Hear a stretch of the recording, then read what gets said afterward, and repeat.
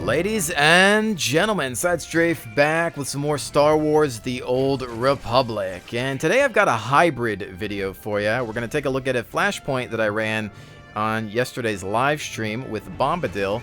But before we begin that, we're going to take a look at some major news for The Old Republic. The brand new digital expansion titled Shadow of Revan. Alright, so the main Shadow of Revan announcement page. There is a trailer that you should check out. I'll have a YouTube link in the description below. I won't play it for you because I don't want to get flagged for some sort of copyright issue. But moving down here, we've got Revan has returned. New story-driven digital expansion launches December 9th. And you can pre-order today to get the bonuses listed here. Now, of course, your eye is probably going to this, but let's just go through the list. Now, 7-day early access. Be one of the first to play beginning on December 2nd, 2014. Okay, this is only if you pre-order by November 2nd. If you pre-order by December 1st, you're not going to get these, but you'll get these still. So, limited time class XP boost, subscriber exclusive. Okay, this is only for subs, but this is a big deal if you're a subscriber. So with this fast pass to level 55, advance 12 times faster as you immerse yourself exclusively in class story missions.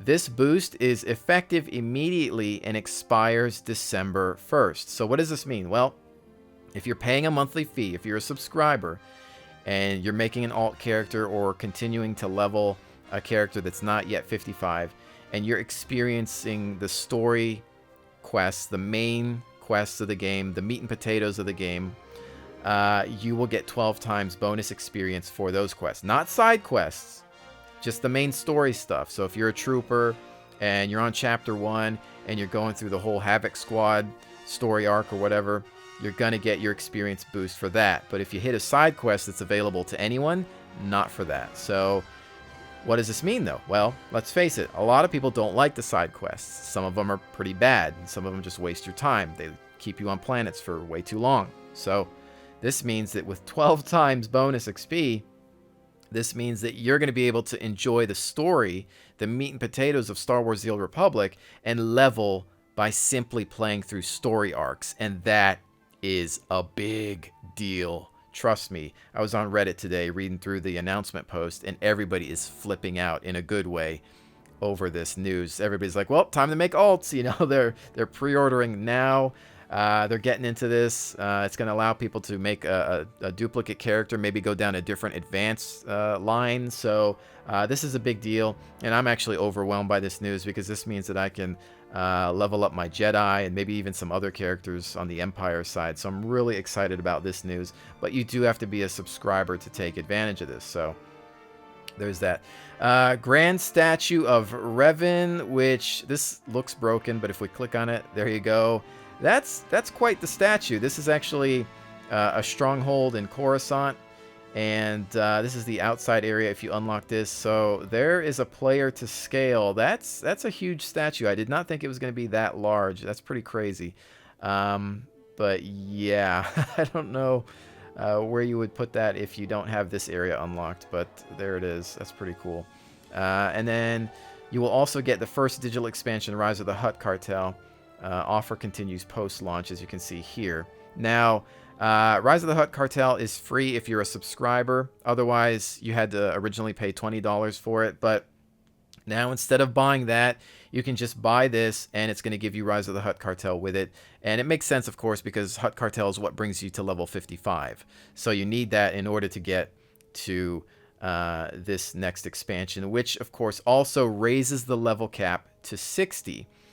So that is explained here as well. But key features: fight to stop Revan's master plan. Embark on an epic storyline with full voiceover and dramatic cinematic moments as you prepare to face Revan, one of the most powerful characters in the Old Republic era. Power up with 5 new levels. Continue your Star Wars legacies with an increased level cap of 60 and obtain powerful new abilities and equipment as you advance to new heights of power. And this is what actually has me really excited here. Explore savage new worlds, Rishi and Yavin 4. That's 2 new worlds there. So travel to the tropical world of Rishi, a dangerous pirate haven at the edge of the galaxy. Then continue your story on Yavin 4, home of the fearsome Masasi warriors. So this is fantastic. Now some of these images I think are broken on the website. It's probably getting slammed pretty hard today, but this one actually works. Looks like some new Jedi armor there. And this one doesn't seem to want to work. Oh, almost had it. Oh, there we go. Okay. That looks pretty cool. So I can't wait to see these new planets. Now, here we have some more information. Fight in new high-level flashpoints and operations. Team with allies to face the most epic foes in the galaxy with 2 new role-neutral flashpoints. 4 hard mode flashpoints and 10 new powerful bosses across 2 level 60 operations. Customized characters with new discipline systems. So, kind of a brief on this. Talent trees are going away as we know them. They're replacing them with what they call disciplines. And I'm not going to get too into this because I can't explain it as well as they can. There's a blog post all about it. That link will be in the description below, so check that out. But basically, the problem that they've had with the talent trees is the same problem that other MMOs have had, where everybody ends up the same. If you're a trooper and you're DPS, you're either going to go gunnery or assault specialist. And you're going to go up that tree the same way everybody else is, and you're going to do the exact same rotations to be the most effective trooper you can be. And so everybody ends up the same. So this seeks to change that and balance the game out a little bit more. Again, there's a blog post here if you want to go to this website, but I'll have a separate link to that if you're curious about how that's going to be free, of course, with patch 3.0, so it's not like you have to pay for any of that.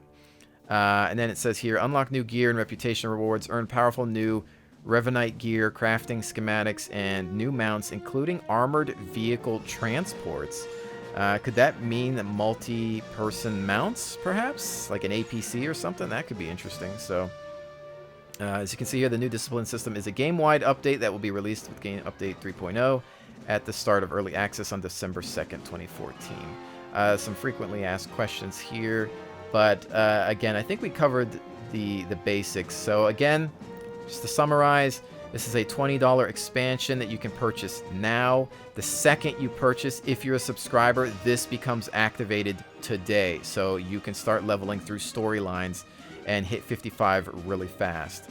So some people I know don't want this. When I was on Reddit, I was reading through the posts. Some people are like, well, I don't want a power level. I want to just experience the game the way it was meant to be. Some people just going to wait. They're going to wait until December 1st to order this. They don't care about this. They don't care about this. So they don't want to have this. So if you don't want to over-level, which this could potentially cause you to over-level, especially if you do want to do side quests and things like that. So you're warned there. But for the most part, I know most people are going to want to take advantage of this. I'm a subscriber. I will be taking advantage of this because I already experienced the game with my trooper normally, and I kind of want to play some other characters and continue leveling some existing ones as well. So there's that. So I'm all for that, but just remember, the second you do this, this is going to be active, and your story quests are going to earn you a lot more XP. So there's that warning. And yes, is this a way to get at your wallet?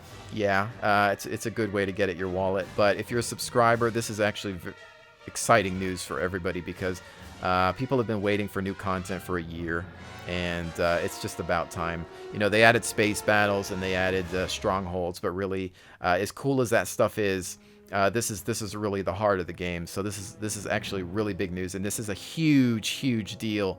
So if you can, try to take an advantage of it while it is available. Now, with that said, let's get back to some gameplay featuring the Kuat Drive Yards. Alright, so this is a tactical Flashpoint. We had never played it before, at least Bombadil and I hadn't. We were joined by Herb Monkey, aka Skexy, who is one of our normal MWO viewers on the live stream. And he's playing a commando, a healer. Darren from No Guts No Galaxy, aka Bombadil, and aka Darkmire here. He's playing a smuggler. And then we've got another person with us that we had met through the group finder. And we were pretty much relying on him to carry us through the level, following him around, and when it came to certain fights, we were just kind of, again, just following his lead. We didn't really have any troubles until the very end, but I'll save that for last. But right now I'm just focusing a lot on the combat here. It's been a year since I've played my Jedi Knight Sentinel, and I had to hit up a few websites, namely Dolphy, to find a talent tree. I went Watchman for the time being to see how that is, and then I tried to find a rotation that went with it on the same webpage. And I think I did okay for somebody who hadn't played for a year. It wasn't too hard. I find that in comparison to WoW, this is actually a little bit easier to get back into and remember what buttons do what. Of course, my rotation's not perfect, my binds are not perfect, but I had a lot of fun, and that's always what matters most to me.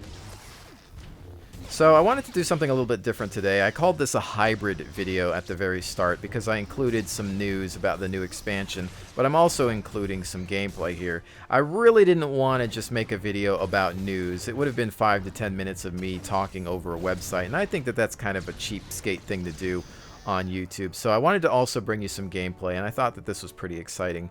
But on top of that, I wanted to change up my editing style a little bit here. Usually I'll have a Let's Play, and it'll be pretty bare bones, not much editing. In this case, we've got a lot of quick transitions to different combat phases, very little travel. I will, of course, show you the loot phase and dialogue, or more so the questing phase of the game, if it exists.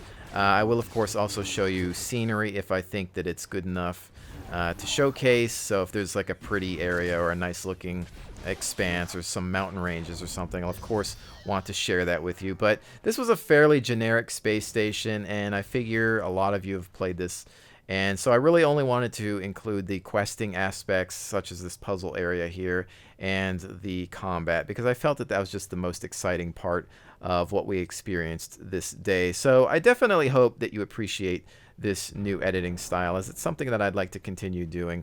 It does create a little bit more work for me, but I think that at the end of the day, the result is just totally worth it. Now, as most of you know, I've been spending a lot of time on my trooper, who is a commando down the gunnery spec, and while I love the trooper, definitely my favorite class in the game so far, I can definitely say I do miss playing as a Jedi Knight because of the animations alone. They're just simply stunning, some of which are, of course, motion captured, but really just in general, they're just beautiful. Just leaping into combat and dealing death with lightsabers is always a good time. And even though this game is all about tab targeting, even though it's not a Twitch-based combat game, it's those animations that really sell it, because without animations that are as flashy as the ones that we find here, you tend to get a little tired of the combat. You almost want to fall asleep in some cases. If you look at games like World of Warcraft, or even older games where there's maybe 5 animations per class, maybe in some cases fewer than that, you just get bored of combat. You're like, okay, swing up, swing down, spin around. You know, it's just boring, and I really hope that more MMOs start to understand the importance of having nice animations, especially if you're going to do typical non-Twitch based combat. I think it really adds to the experience. Speaking of experiences, live streaming this was actually pretty great. We had about 200 people on hand, so it was nice to see that people had an interest in this game, or just an interest in Star Wars. It's one of those things where you didn't even really have to play this game to enjoy the chat. We had just pure fan discussion going on. We were talking about the old movies, the new movies, the animated series, books, toys, you name it, we talked about it. True Star Wars fans just hanging out. Some of the best discussion I've seen in a live stream chat since I joined Twitch. And I really hope to see a lot more of it, you know. So with that said, if you're not even into this game, but if you like Star Wars and you just want a bunch of cool people to talk to about it, then come on down to the live stream chat while we're playing this game, or potentially other Star Wars games in the future, such as Battlefront. And I'm sure you're bound to have a fantastic time, and perhaps make some new friends along the way, because there's a bunch of like-minded people there that just love this franchise so much, and it definitely shows. Back to the game at hand, just taking on one of these little mini-bosses. Typical tank and spank, I suppose, just staying off to the side. and trying to do damage when I can. As he dies, he drops a purple item. None of us were really familiar with it, at least Bombadil and I weren't, and we were just greeting on everything. Just kind of as a way of being polite, I guess. But as you can see, one of the guys actually hits need, and we realized it a little late, and we're like, oh, I guess maybe we should have hit need as well. And then I believe some people in the chat were trying to tell us what it was and that we should have grabbed it as well. But, you know, at the end of the day, it was nobody's fault. And if anything, this guy was kind of carrying us through this flashpoint. So whatever, if, you know, he can enjoy that loot for whatever it's used for, then that's fine. He's going to help us out with the final boss as well. And, you know, without him, if we were all just noobs, we might not even know how to finish this place. So, not a big deal. All in all, I think this is about a 30-minute flashpoint if you don't wipe. I could be wrong, but I think it's around 30 minutes. I can't say that it was the most entertaining of flashpoints. I can think of lower-level flashpoints that were far more amusing. There aren't any real decisions that need to be made here. This is, again, what they consider a tactical flashpoint, so I guess it's more about just kind of grinding through it, getting loot and XP and whatnot. It does, of course, alter your statistics, leveling you up so that you can participate within it. So it's pretty much just start, a little bit of dialogue at the beginning, and go through it, and then get to a boss, no dialogue in the middle, which is why you won't see any in this video. It's not that I've edited anything out. So again, it's not the most exciting corridor to corridor, fighting different mobs here and there, which is why you're seeing a lot of similar combat through and through. But at the end, you know, I think it's just one of those things where you start to figure it out, you play it, and you really just focus at certain parts, certain fights, and then other than that, you just kind of talk with your friends on voice comms and enjoy it that way. I wouldn't really take it too seriously, and I don't know about wanting to repeat something like this. I can imagine it getting stale after the first, you know, 2 or 3 times. Bombadil, aka Darkmire, and I did manage to level up once during this playthrough, and I imagine that with the announcement of the Revan expansion, you'll see us level quite a bit faster because we're going to be playing through it and going through the storyline, probably skipping some of the side stuff and just trying to get to the end game. Now, that doesn't mean that we're going to bypass the exploration properties of the game. We do like to take our time. We're not power levelers. We're not here to just skip through everything and get to the end. You know, I'm never going to be that kind of person. In fact, when we started up this flashpoint, we got in, I believe it made the stranger to the group the group leader, and he was the one skipping cutscenes and things like that. I think there was only the one kind of transition fly-in cutscene at the beginning, but he skipped it. You could tell he was just kind of wanting to run through things because he's probably done this a million times. So not really a huge deal. We didn't really expect to get into this flashpoint anyway. It was one of those things where I went to the group finder and I clicked off of the ones that I didn't want, but I neglected to click off of tactical flashpoints, and we got here instead of to, I believe, the Aethys flashpoint, which is, I think, what we were looking for. And it was just one of those things where we ended up here, and we just tried to make the best of it. Alright, so admittedly, we had no idea how to play this final boss, and we did wipe the first time around. What you're looking at now is the second attempt, where we were educated by our group leader. And as you can see here, you get these sticky bombs planted on you, and you got to degauss them, I guess, and then run away from them as they all drop down so you don't get caught into the explosion. And then, of course, just re-engage the boss, and then eventually there will be some ads that you want to take care of. You can see our other Jedi going for them, and there were times where I was a little confused about what I needed to do. I'd be on the boss still, and then I realized, well, maybe I should go here and help out with the ads, and then we take care of them, get back on the boss, and then he usually gets to a point where he reapplies the sticky bombs, and then you got to run over to the next terminal. One guy has to flip the switch, then everybody gets in and drops them, run away, get out of the AoE effect there, re-engage. So at this point, it's pretty much rinse and repeat, and once you understand that basic mechanic, it's very simple. It's almost hard to fail after you know what's going on.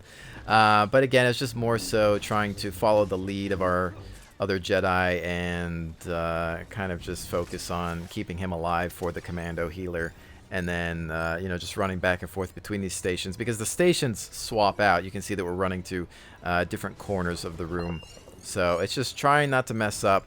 You don't want to get caught in those AoEs. I think that yellow target marker there is problematic too, so you want to jump out of that. I think I got caught in that blast the first time around, which led to my immediate demise. Now, even though this fight does get pretty repetitive quickly, it was still fun. It's still exciting. You're just kind of hoping you don't mess up too bad, especially when you're live streaming in front of a couple hundred people. It's an interesting predicament to be in, of course, because the embarrassment level can be pretty high. But for the most part, everybody knows, you know, how terrible I am at games the first time around. It takes me a while to get good at them. And really is just a learning experience, and getting the hang of this Jedi again was just fun. Even though it's probably not my main style of play, I do really enjoy playing as a trooper and just kind of getting to sit back and blast people from far away. I think that's my style in any game, even one that's tab target. Our healer Herb Monkey seemed to be doing a pretty good job. There was a couple of close calls, I think, and I had to fire off some of my other abilities in order to protect myself and perhaps make his job a little easier. I remember being a healer or a combat medic with my commando for a time while I was healing a group of friends, and I think I was getting pretty good at it. I did switch out of it eventually, though, just because it wasn't all that useful for solo play or in PvP situations where I just wanted to do a little bit more damage. And so I, at the time, remember thinking that it would be cool if there was some dual specialization to this game, kind of like in World of Warcraft. But with the changes coming in 3.0, who knows with the disciplines what that might change. It'll be interesting to see. Slowly cutting that boss down to size, and I think you're starting to see us all improve a little bit. Health is a bit low right now, but just having to get rid of those bombs I think can interrupt healing. But you can see me learning when to go after the ads and then when to get back on the main boss. And again, it's just a matter of practice. If we were to run this again, I think we'd have no problems. We only died the one time, the first time we got to the boss, and that was just because we didn't know what was going on. You know, I have to say that having classic Star Wars music or variations or music that sounds like it belongs to the Star Wars franchise within this title really makes the game as well. Good audio is key, visuals, things like that, but having some nice music to go along with it really puts you into the game.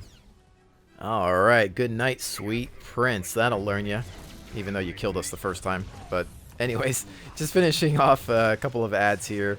And that'll pretty much bring this one to a close, ladies and gentlemen. Don't forget that all of the links are in the description below for anything that I've discussed in today's video, especially the Revan expansion coming December 9th. I do suggest taking advantage of the bonuses available to you, because you can really get to experience what makes this game great without having to go through a lot of the tedious side quests. But again, ladies and gentlemen, thank you all for joining me. Special thanks to the live stream viewers who are always there to help me out in regards to learning the new features of this game and some of the old tips and tricks that I've forgotten. So thank you all. Appreciate it. Always will. And I will definitely see you on the next one.